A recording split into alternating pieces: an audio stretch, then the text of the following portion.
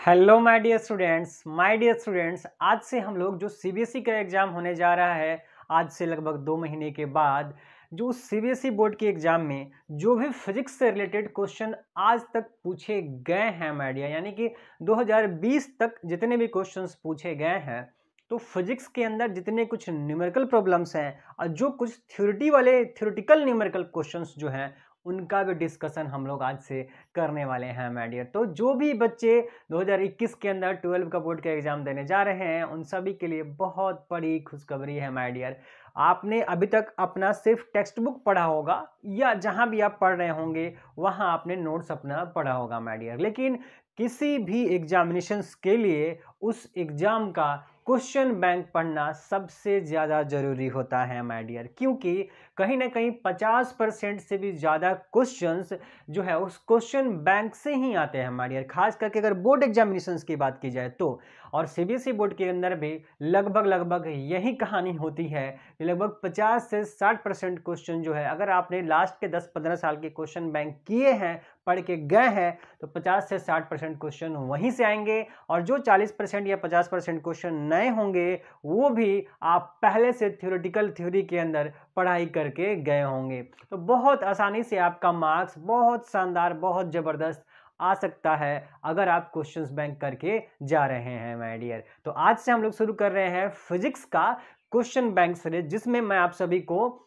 Physics के जितने numerical problems खास करके, क्योंकि थ्योरी वाली प्रॉब्लम्स तो आप आसानी से कर जाएंगे लेकिन न्यूमेरिकल का प्रॉब्लम आप देखेंगे आज पिछले 3-4 साल का रेशियो माय डियर, तो पिछले 3-4 सालों में कहीं ना कहीं न्यूमेरिकल क्वेश्चंस धीरे धीरे बढ़ता जा रहा है सीबीएसई के अंदर, इसलिए हम लोग न्यूमेरिकल पे फोकस करते हुए चलेंगे माय डियर। तो जो भी न्यूमेरिकल क्वेश्चंस होगा वो मैं आपको करवाऊंगा और उसके साथ साथ जो कुछ थ्योरी वाले बहुत शानदार क्वेश्चन जो पूछे गए हैं वो सारे क्वेश्चंस का डिस्कशन हम लोग करेंगे माय डियर। तो शुरू करते हैं आज से अपना क्लास माय डियर। तो बढ़ते हैं, पहला क्वेश्चन देखिए आप सभी के सामने क्या लिखा हुआ है। ये आपके एग्जाम में 1 मार्क्स क्वेश्चन में पूछा हुआ है और नीचे वाला जो है वो भी आपके 1 नंबर के क्वेश्चन में पूछा गया है। क्या क्वेश्चन पूछा गया, अच्छा मैं एक भी बता दूं कि कई बार होगा कि क्वेश्चन बहुत बड़ा बड़ा दिखता है लेकिन उसका आंसर जो होता है माय डियर वो बहुत छोटा, यानी कि क्वेश्चन से आधा में ही उसका आंसर हो जाता है। तो इस चीज का आप ख्याल रखें, कभी क्वेश्चन बड़ा दिखे तो उसे छोड़ दे कि यार ये तो पढ़ने पढ़ते रह जाएंगे, ऐसा नहीं है। क्वेश्चन बड़ा है, हो सकता है उसका सॉल्यूशन जो है बहुत बहुत छोटा पॉसिबल है माय डियर। तो क्वेश्चंस देख करके कभी घबराना नहीं है। चलिए पढ़ते हैं, पहला नंबर क्वेश्चन देखते हैं। कहता है कि 2 point charges having equal charge separated by 1 metre. सुनिए मेरी बात, क्या कहता है कि 2 पॉइंट चार्ज है, मान लीजिए 2 चार्ज और ये Q2, 2 चार्ज है और दोनों सेपरेट है कितने डिस्टेंस पे सेपरेटेड है 1 मीटर। और खास बात यह है कि दोनों चार्ज की वैल्यू क्या है, इक्वल है। कह रही है कि चार्ज इक्वल है, बोला Q1 Q2 मानने की क्या जरूरत है, फिर आप सिर्फ Q1 Q और Q मान लीजिए, बोला कोई दिक्कत नहीं है। अब बोल रहा है कि distance experience of force of 8 Newton, यानी इनके बीच में जो फोर्स लग रहा है वो फोर्स कितना लग रहा है 8 न्यूटन का, 8 न्यूटन का फोर्स ये लग रहा है। आगे क्वेश्चन में कह रहा है what will be the force experienced by them if they are held in water. अब अगर बोल रहा है कि अगर ये इस पूरे के पूरे सिस्टम को अगर चार्जेस के अगर हम पानी में लेकर के चले जाते हैं, वाटर में लेकर चले जाते हैं, तब उनके ऊपर फोर्स कितना होगा माय डियर। इस तरीके का क्वेश्चन देने के लिए हालांकि हमारे पास फॉर्मूला है, हम लोग एक लाइन में इसका आंसर दे देंगे, लेकिन मैं आपको इसका कॉन्सेप्ट बताना चाहता हूं कि कभी भी जो फोर्स लगता है किसी भी दो बॉडी के बीच में, न सिर्फ चार्जेस की बात कर रहा हूं मैं, किसी भी बॉडी के बीच में जो फोर्सेस होता है वो एयर के अंदर सबसे ज्यादा लगता है, क्योंकि हवा सबसे ज्यादा अलाउ करता है, परमिशन देता है किसी भी एक्टिविटी के होने के लिए माय डियर। कोई भी चीज होगा तो हवा में बहुत आसानी से हो सकता है माय डियर, लेकिन अगर एयर को छोड़ करके किसी दूसरे मीडियम में अगर आप जाते हैं, चाहे कोई ऑयल हो, चाहे कोई पानी हो या फिर कोई दूसरा अदर मीडियम हो माय डियर, तो उसमें आपको परमिशन कम मिलता है मूवमेंट के लिए। अगर मूवमेंट का परमिशन कम मिलेगा तो जाहिर सी बात है दो बॉडीज में लगने वाला फोर्स कहीं ना कहीं घट जाने वाला है, कम हो जाता है। तो ये कॉन्सेप्ट बस आपके दिमाग में होनी चाहिए, ठीक है।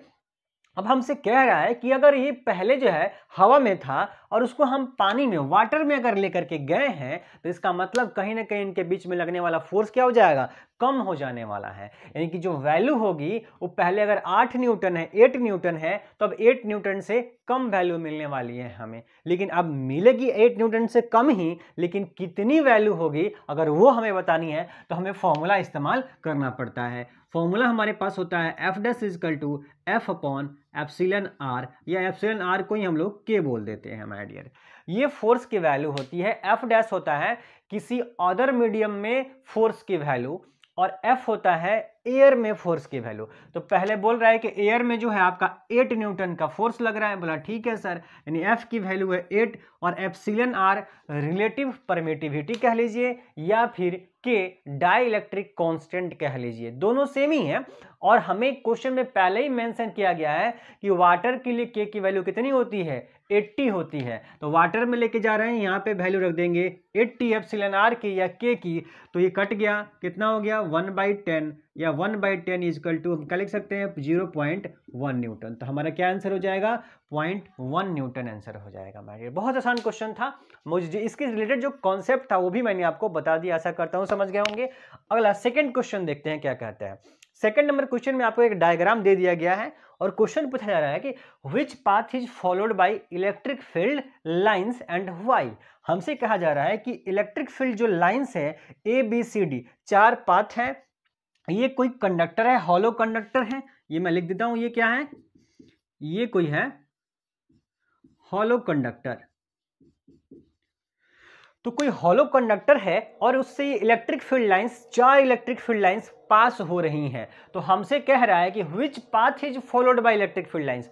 इलेक्ट्रिक फील्ड लाइंस कौन से पाथ को, इसमें से इन चारों में से कौन से पाथ को फॉलो करेगी माय डियर, ये हमसे पूछा जा रहा है। उसका कारण भी पूछा जा रहा है कि क्यों करेगी माय डियर। तो मैं आप सभी को बताना चाहता हूं कि अगर कोई भी बॉडी अगर हॉलो है और वो बॉडी कंडक्टर है, खासकर क्या है हमारा कंडक्टर, क्योंकि हम लोग कंडक्टर की मेनली बात करते हैं, तो अगर कंडक्टर बॉडी है और वो कैसा है, हॉलो है, तो उसके अंदर, उसके स्ट्रक्चर के हिसाब से उसके अंदर में नेट इलेक्ट्रिक फील्ड की वैल्यू हो जाती है 0। ध्यान से समझिए कि अगर कोई कंडक्टर है ये, तो कंडक्टर के अंदर में जो नेट इलेक्ट्रिक फील्ड होता है वो 0 हो जाता है। इलेक्ट्रिक फील्ड नेट 0 क्यों होता है, क्योंकि नेट चार्ज की वैल्यू क्या हो जाती है, 0 हो जाती है। ये नेट शब्द फिजिक्स में बहुत बहुत ज्यादा इंपॉर्टेंट होता है माय डियर।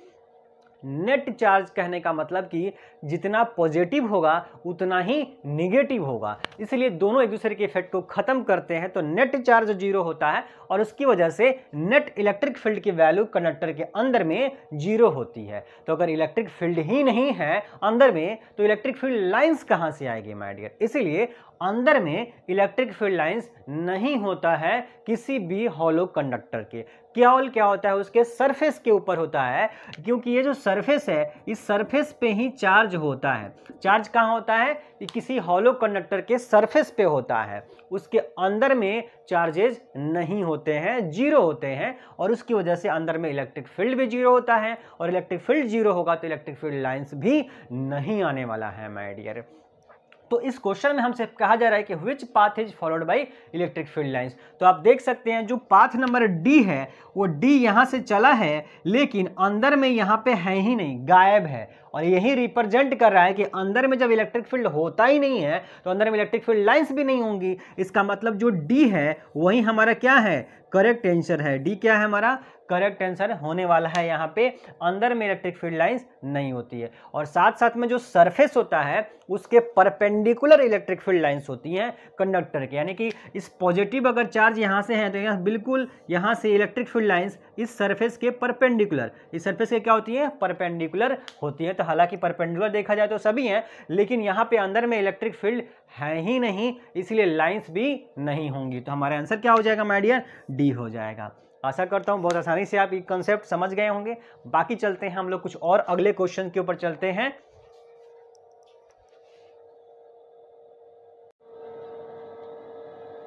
आगे बढ़ते हैं हम लोग माय डियर, अपने अगले क्वेश्चन पे चलते हैं। आगे क्वेश्चन देखते हैं क्या कहता है। कहता है कि an electric dipole of length 4 centimetre when placed with its axis making an angle of 60 degree with the uniform electric field, मतलब क्या है, ये रहा है कि कोई यूनिफॉर्म इलेक्ट्रिक फील्ड है माय डियर, और इस यूनिफॉर्म इलेक्ट्रिक फील्ड में जो हमारा डाइपोल है वो इस इलेक्ट्रिक फील्ड के साथ में 60 डिग्री 60 डिग्री का एंगल बना रहा है। अगर हमारा ये क्या है, डाइपोल है, मान लीजिए ये डाइपोल है, ये प्लस चार्ज है और ये माइनस चार्ज। इस डाइपोल ने इस इलेक्ट्रिक फील्ड के साथ, इलेक्ट्रिक फील्ड लाइन से इसके साथ में 60 डिग्री का एंगल बना रखा है। कहता है कि जैसे हम इसको प्लेस करते हैं ये एक्सपीरियंस करता है एक टॉर्क को जिसकी वैल्यू कितनी है 4√3 नैनो न्यूटन मीटर है, यानी कि जो टॉर्क है उसकी वैल्यू कितनी है 4√3 न्यूटन मीटर कह लीजिए या जूल कह लीजिए। ठीक है, आगे बताना है हमें क्या, calculate the potential energy of the dipole if it has a charge of ±8 nano coulomb my dear. हमें क्वेश्चन में ये कहा जा रहा है कि जो चार्जेज है वो +8 है और दूसरा -8 है, क्या, नैनो कूलम्ब। नैनो का मतलब 10 के पावर -9 होता है। मैं इसको बाद में इधर भी लिख देता हूँ, कोई दिक्कत नहीं है माय डियर। कुल मिला के ये क्वेश्चन था कि एक डाइपोल था, डाइपोल इलेक्ट्रिक फील्ड के साथ में 60 डिग्री के एंगल पे प्लेस्ड है, उस पर टॉर्क लग रहा है इतना न्यूटन मीटर, पोटेंशियल एनर्जी इस डाइपोल की माय डियर, ये बतानी है। अगर इस क्वेश्चन को हमें करना है तो हमें देखना पड़ेगा क्या, कि हमें पोटेंशियल एनर्जी निकालनी है माय डियर, यानी कि पोटेंशियल एनर्जी का जो फॉर्मूला होता है वो हम पढ़े हुए हैं क्या, कि sir PE cos θ1 minus cos θ2 होता है। ये पोटेंशियल एनर्जी होती है इलेक्ट्रिक डाइपोल के लिए, कब, जब उसको यूनिफॉर्म इलेक्ट्रिक फील्ड में हम रखते हैं, प्लेस्ड करते हैं, तो ये पोटेंशियल एनर्जी होती है। अगर हमसे कुछ भी नहीं कहा जाता है तो हम जो है स्टैंडर्ड इक्वेशन यूज करते हैं पोटेंशियल एनर्जी का। ध्यान देंगे माय डियर, ये स्टैंडर्ड इक्वेशन, इसका स्टैंडर्ड इक्वेशन क्या होता है,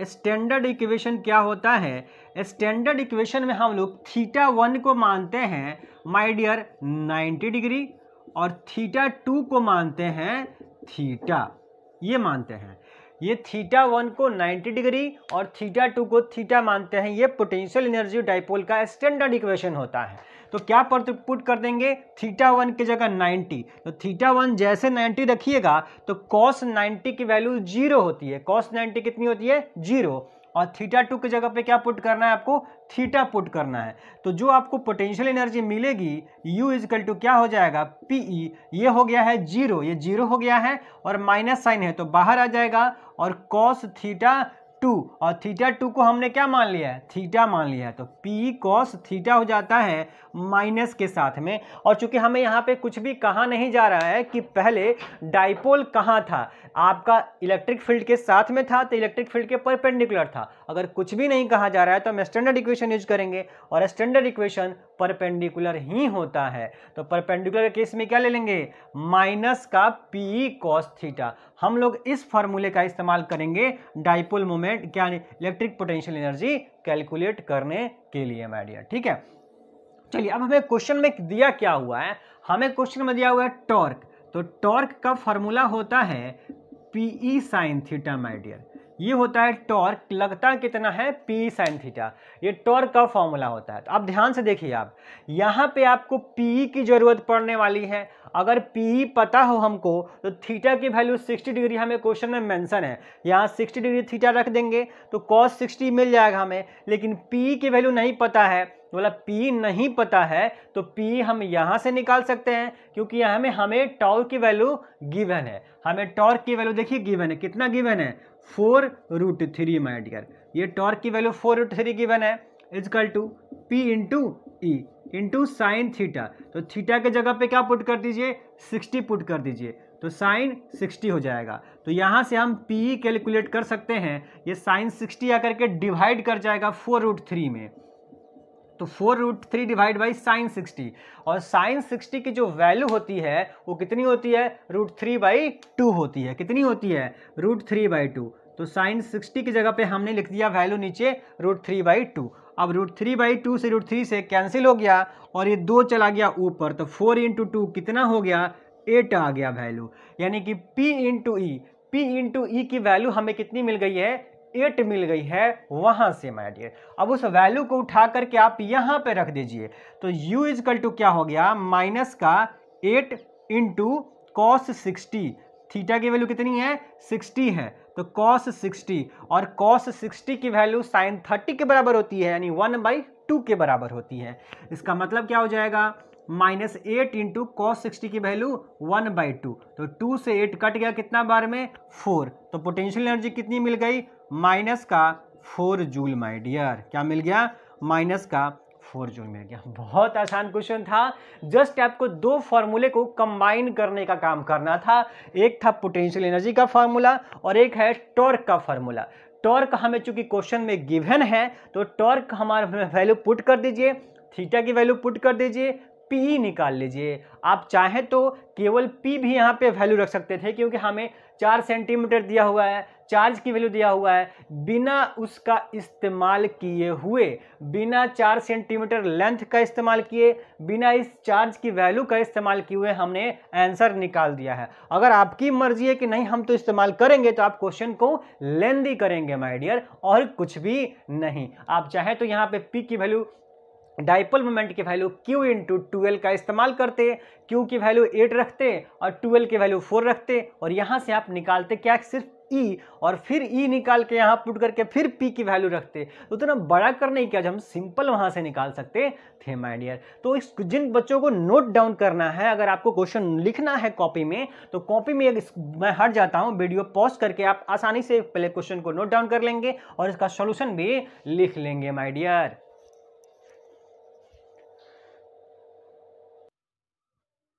आगे बढ़ते हैं हम लोग माय डियर, अगला क्वेश्चन पे चलते हैं। चौथा नंबर क्वेश्चन ध्यान से देखेंगे, कह रहा है कि point charge plus Q is kept near to uncharged conducting plate, then sketch the electric field lines between the charge and the plate. ध्यान से समझिए इस क्वेश्चन को क्या कह रहा है। ये कुछ थ्योरी वाले क्वेश्चंस हैं माय डियर। हमने 2 न्यूमेरिकल क्वेश्चंस किए और कुछ थ्योरी वाले क्वेश्चन। मैंने आपको शुरू में ही बोला कि हम लोग का कोशिश ये रहेगा कि न्यूमेरिकल क्वेश्चन ज़्यादा से ज़्यादा किया जाए, पर जो क्वेश्चन थ्योरी वाले जो बहुत शानदार क्वेश्चंस हैं, उन्हें भी हम लोग करके चलने वाले हैं हमारे। देखिए क्वेश्चन कह रहा है कि एक पॉइंट चार्ज है प्लस Q और उसके पास में केप्ट नियर हम क्या करते हैं, एक अनचार्ज प्लेट को रख देते हैं। एक ऐसा प्लेट रखते हैं जो कि कंडक्टर है, कंडक्टिंग है और वो अनचार्ज है, उसके पास में हम एक प्लस Q चार्ज रख देते हैं। तो आपको इलेक्ट्रिक फील्ड लाइंस को ड्रॉ करना है माय डियर। देखिए ये क्वेश्चन हम लोग आसानी से, बहुत आसान से इसका जवाब दे सकते हैं। ये है बोला सर प्लस Q चार्ज, जैसे इसके पास में अगर हम लोग एक क्या करेंगे, एक कंडक्टिंग प्लेट ला करके रखेंगे, जैसे इस प्लस चार्ज के पास इस कंडक्टिंग प्लेट ला करके रखेंगे, देखिए क्या होने वाला। देखिए अगर कोई कंडक्टर है, अगर वो अनचार्ज है, कोई कंडक्टर अगर अनचार्ज होता है, उसका मतलब मैं अभी शुरू में ही आपको बोला हूं, उसका मतलब सिर्फ इतना है कि उसके पास जितना प्लस चार्जेज है उतना ही माइनस चार्ज है, और वो सारे चार्ज चारों ओर पूरी बॉडी में फैले हुए होते हैं माय डियर। और यही कारण है कि एक दूसरे को नलीफाई कर देते हैं, न्यूट्रलाइज कर देते हैं माय डियर। तो अगर ये कोई कंडक्टिंग प्लेट है, कंडक्टिंग प्लेट है, तो इस पे प्लस माइनस चार्ज जो है, plus minus charge, plus minus, अगर इधर प्लस है माइनस है, प्लस है माइनस है, ऊपर में माइनस है प्लस है, कुछ इस तरीके से होगा। मतलब प्लस माइनस मैंने बोला चारों ओर फैला होगा और एक दूसरे के बराबर ही होगा, जिससे कि न्यूट्रलाइज कर देगा, और टोटल चार्ज, नेट चार्ज की वैल्यू 0 होने की वजह से हम उसको अनचार्ज मानते हैं माय डियर। ठीक है, अब हम जैसे इसके पास में पॉजिटिव चार्ज ला करके रखेंगे, तो मैंने, आप इलेक्ट्रिक इंडक्शन पढ़े होंगे माय डियर। इलेक्ट्रिक इंडक्शन अगर नहीं पढ़े होंगे माय डियर, तो आपको वीडियो के प्लेलिस्ट में, चैनल के प्लेलिस्ट होगा, उसमें 150 से ज़्यादा वीडियो अवेलेबल है 12 फिजिक्स से संबंधित माय डियर, केवल थ्योरी वाले जो के। तो वहाँ पर आप जाकर के इलेक्ट्रिक इंडक्शन पढ़ सकते हैं और पूरी फिजिक्स आप 12 की पढ़ सकते हैं, वीडियो देख सकते हैं माय डियर। अगर ये पॉजिटिव चार्ज है, ये पॉजिटिव चार्ज है, तो जैसे इसके पास आप ला के रखेंगे, इलेक्ट्रिक इंडक्शन होना शुरू हो जाएगा, जो कि मेथड ऑफ चार्जिंग में हम लोग पढ़ते हैं। तो इलेक्ट्रिक इंडक्शन जैसे शुरू होगा, तो इलेक्ट्रिक इंडक्शन में होता क्या है कि एक पॉजिटिव चार्ज क्या करता है, किसी कंडक्टर के सारे निगेटिव चार्ज को अपनी तरफ आकर्षित कर लेता है, और पॉजिटिव चार्ज को दूसरे तरफ कर देता है, उसको रिपल करके दूसरे साइड भेज देता है। तो मैंने अभी आपको बोला कि ये पॉजिटिव नेगेटिव चारों ओर फैले हैं, लेकिन जैसे इसको आप पास मिला करके रखेंगे वैसे क्या हो जाने वाला है, ये जो प्लस माइनस चारों ओर फैले हुए थे अब ये स्थिति नहीं रहेगी माय डियर, ये स्थिति नहीं रहेगी। अब क्या हो जाएगा, अट्रैक्शन की वजह से पॉजिटिव है तो निगेटिव को अपनी ओर खींचेगा, अट्रैक्ट करेगा, और उसी की वजह से जितने सारे निगेटिव चार्ज हैं वो सब इस प्लेट के ऊपरी भाग पे, ऊपर वाले भाग पे आ जाएंगे, और रिपल्सन की वजह से जो पॉजिटिव चार्ज होंगे वो दूसरे साइड, निचले साइड में चले जाएंगे माय डियर। ये क्यों होगा, इलेक्ट्रिक इंडक्शन की वजह से होता है। अब हम क्या जानते हैं कि सर पॉजिटिव चार्ज से इलेक्ट्रिक फील्ड लाइंस क्या होती हैं, बाहर की ओर निकलती हैं। पॉजिटिव चार्ज से इलेक्ट्रिक फील्ड लाइंस की प्रॉपर्टीज है कि पॉजिटिव चार्ज से बाहर निकलेंगी और नेगेटिव चार्ज पे आ जाती हैं, पहुंचती हैं, यानी पॉजिटिव से ओरिजिनेट होती हैं और नेगेटिव चार्जेस पे टर्मिनेट होती हैं, मिलती हैं, खत्म होती हैं। तो पॉजिटिव से निकलेंगी और देखिए अट्रैक्शन की वजह से जो नेगेटिव चार्ज था यहाँ पे वहां पे पहुंचेंगी, और इधर पॉजिटिव है फिर तो इस पॉजिटिव से क्या हो जाएंगी, बाहर निकल जाएंगी। बिल्कुल ऐसे ही होता चला जाएगा और कुछ फोटो जो है कुछ इस तरीके से बनता चला जाएगा। पॉजिटिव से निकलेंगी, पॉजिटिव से निकलेंगी और नेगेटिव पे आएंगी, और इस नेगेटिव से ऐसे बाहर निकलता हुआ ये सब वापस से बाहर निकलता हुआ दिखा देना होगा हमें। पॉजिटिव से बाहर निकलती हैं, इस पॉजिटिव से बाहर निकल रही हैं और इस पॉजिटिव से भी बाहर निकल रही हैं, और जो नेगेटिव था ऊपर वाले पे उस पे आती हुई होनी चाहिए माय डियर।